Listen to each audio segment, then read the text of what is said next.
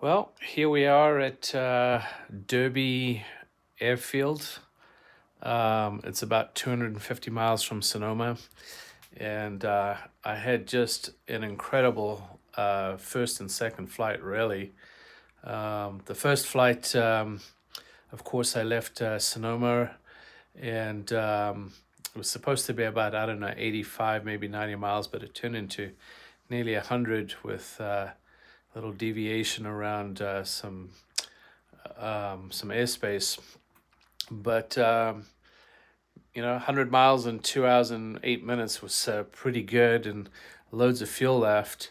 And my second flight, I didn't even top it all the way up, but most of the way, and made 150 miles in 3 hours and 15 minutes.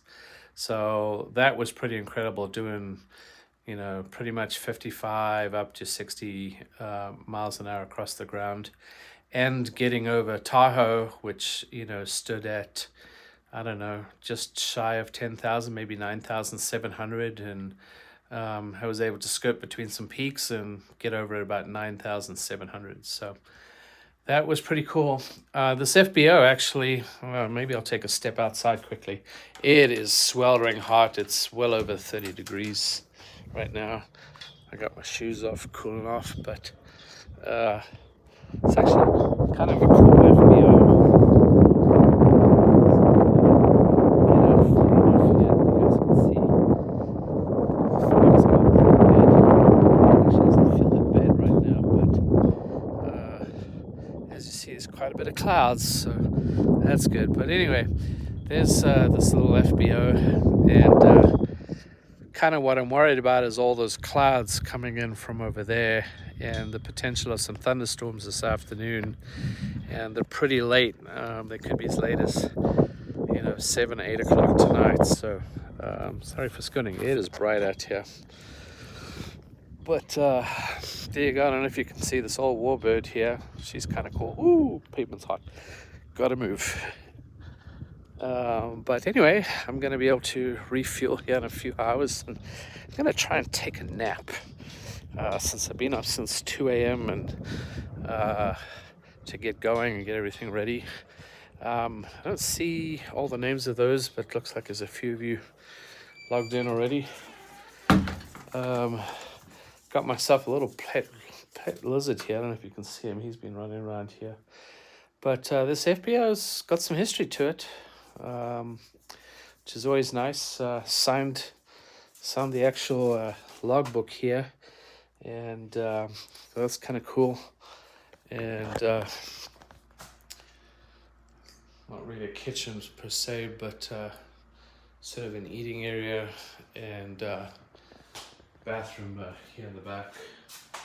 But what's cool is almost everything is charged, and there's cold water, and I got a little trail mix that a friend of mine gave me, so that's going to keep me going till tonight. And then once I arrive in Winnemucca, I can refuel, and there's a courtesy car there for me to go into town and get some food. We'll get everything charged up again, and then hopefully another pretty early flight tomorrow. Kind of want to achieve the same thing, get 100 miles on the first flight. And if I can get 100 miles on the second flight, that'll be fantastic. And then the very last flight, I'm probably going to run into the same kind of problems that I had this morning, where it starts by as early as 9:30. It's been getting really hot and starts to get a little bit bumpy. So I was hoping to be able to stay airborne till more like 9 or 10 o'clock, but 10 o'clock I think is becoming a little bit of a stretch. So we will see.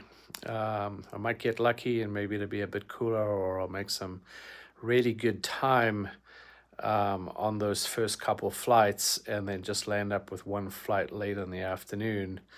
For that one, I might be electing to go